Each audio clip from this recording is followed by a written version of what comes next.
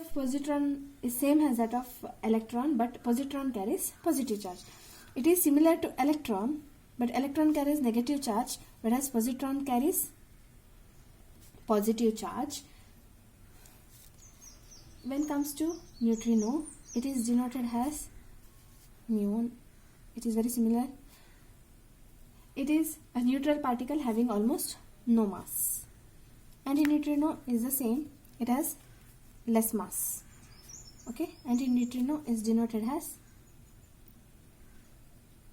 this, and neutrino has like this. So we have seen what is positron. Positron is nothing but it is an antiparticle of the electron. Property of positron is similar to that of electron, but only change is that positron carries positive charge, electron carries negative charge. Neutrino are the particles or neutral particles. They are neutral particles with almost no mass. Antineutrino is similar to that. Now let us move on for the beta decay. During beta decay process of the nucleus, what happens is mass number remains the same. It remains same, but atomic number changes by 1. So beta decay is nothing but in this process nucleus spontaneously emits electron or positron along with one more particle known as neutrino or antineutrino. A neutrino is denoted as this and antineutrino is like this. This positron are the antiparticles which have similar properties of electron, but only changes that electron carries negative charge and positron carries positive charge. Neutrino, they are the neutral particles with nearly no mass. This is antineutrino denoted as this. This also has less mass. Now beta decay. In this beta decay process, what happens? The mass number of the product will remain the same, but atomic number changes by 1. In the process, electron emission is termed as, in the process, if you go with the process, I can show this with the 3 forms. The representation of beta decay goes like this. A and Z, this is the element.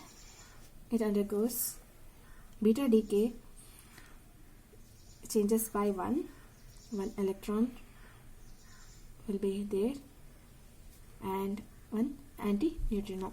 This is beta minus decay. In beta minus decay, Z increases by 1. Positron emission is termed as beta plus decay. One more thing, this is known as beta minus decay. Electron emission here is termed as beta minus decay, and in beta minus decay atomic number Z is increases by 1. Now one more representation. When beta decay, it undergoes beta decay, this becomes Z minus 1, and here you have plus 1 and you have neutrino. This is termed as beta plus decay. So this is positron emission and it is termed as beta plus decay. Here what happens? Z is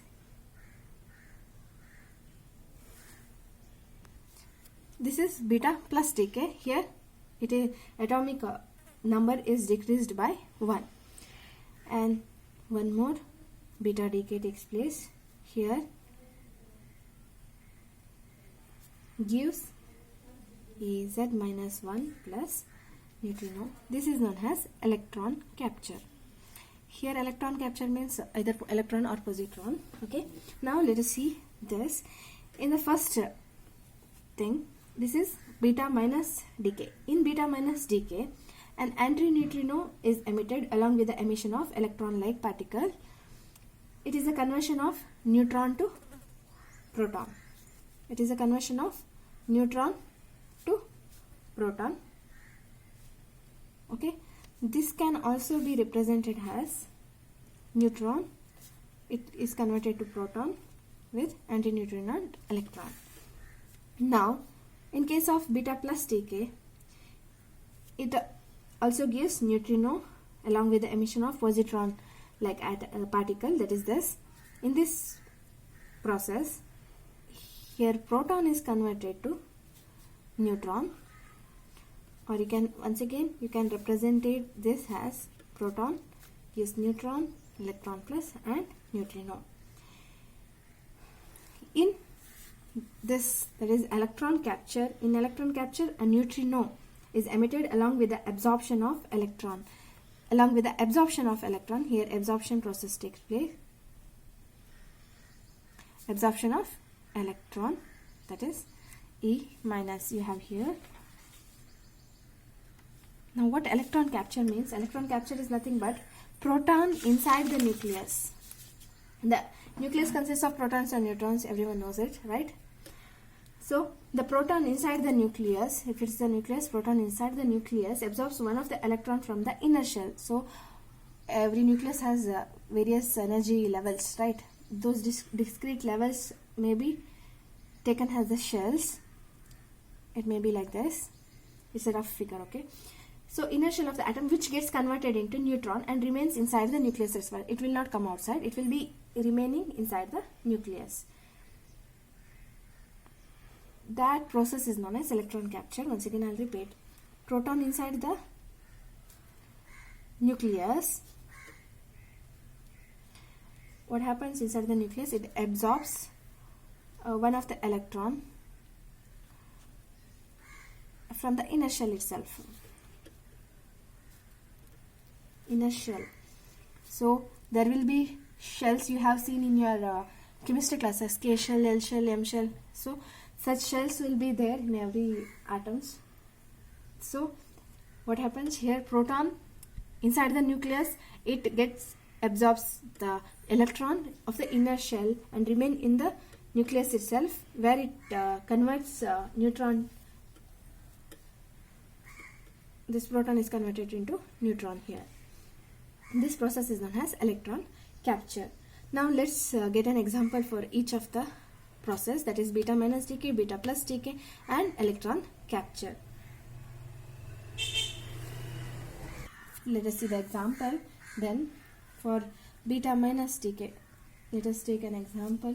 We know thorium 234 and 90. When it undergoes beta minus decay, what happens? We get some element with, right, 90 plus 1 gives 91 with electron as well as anti-neutrino. And then let us see for the beta plus decay what happens. If you take sodium 22 and 11, while it undergoes beta plus decay, it gives neon 22 and 10. The 11 minus 1 is 10 with electron as well as, positron as well as neutrino. Now in case of electron capture, what happens? Let us take the same example, sodium with electron, that is negative. What happens is we remain with same, but only here absorption takes place. It absorbs this and gives this along with neutrino. That's it about beta decay. Now let us move on to gamma decay. How gamma decay takes place? It is a bit different from alpha decay as well as beta decay. In gamma decay, it is a spontaneous process of emission of high energy photon, not proton, photon. Photon means packet of energy. So it is a spontaneous process of emission of high energy photon from a radioactive nucleus. It is spontaneous process of emission of light of high energy. Emission of high energy photon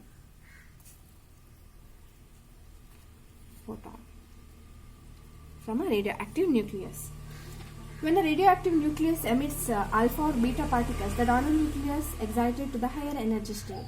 This excited nucleus jumps to the ground state by emitting gamma rays. The energy of gamma ray is equal to the difference between the energy of excited state and the ground state. Now, gamma ray, how it is formed? When alpha particle or a beta particle from the, it's, you know about energy levels, you have seen in the photoelectric effect, I think. So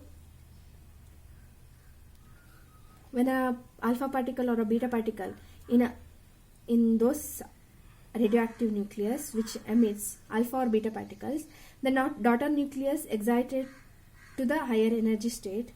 Once they excite to the higher energy state, excited nucleus jumps to the ground state by emitting. This excited nucleus, which is in E2, jumps to the ground state. They emit gamma rays. So energy of the gamma rays is equal to, if you take energy of the gamma rays is equal to the difference between the energies of excited state and ground state. So this process takes place. Since when an electron jumps to the higher energy state, it has only about 10 raised to minus 8 seconds lifetime. Whenever the electron get to an upper level state, it has only 10 power minus 8 seconds of lifetime over there. After that, it once again jumps back to the ground state by emitting gamma rays. Okay, that gamma rays have the energy which is related as h mu is equal to E2 minus E1. Okay, this gives the energy of gamma rays. Now let us understand it by using a simple example. So let us take PB, which is 210 and 82. There are two levels. Here it undergoes beta minus decay, and then it releases gamma rays along with bismuth 210, 83. Here gamma decay takes place and we'll remain with bismuth 210, 82 once again when it gets here. So this is the example. If you go with like this, you have 210 and 82. Either of the decay takes place, right? Either beta plus, beta minus, whatever it is, it whole consists of beta decay itself. Whether it is beta plus, beta minus, or electron capture, it comes under beta decay. If this undergoes beta decay, what happens? Beta minus decay, as I have told, so therefore we will remain with bismuth 210 with 83 plus, right? Here, and antineutrino. This is beta minus decay. If we show the same thing in this form, therefore this, take this here, what happens? It gives bismuth 210 with 83 and releases gamma rays. This is the way how gamma decay is produced. Once again I'll repeat, gamma decay is nothing but, in this process, what happens for gamma decay? It is a spontaneous process of emission of light energy, or it's a spontaneous process of emission of high energy photon of the radioactive element.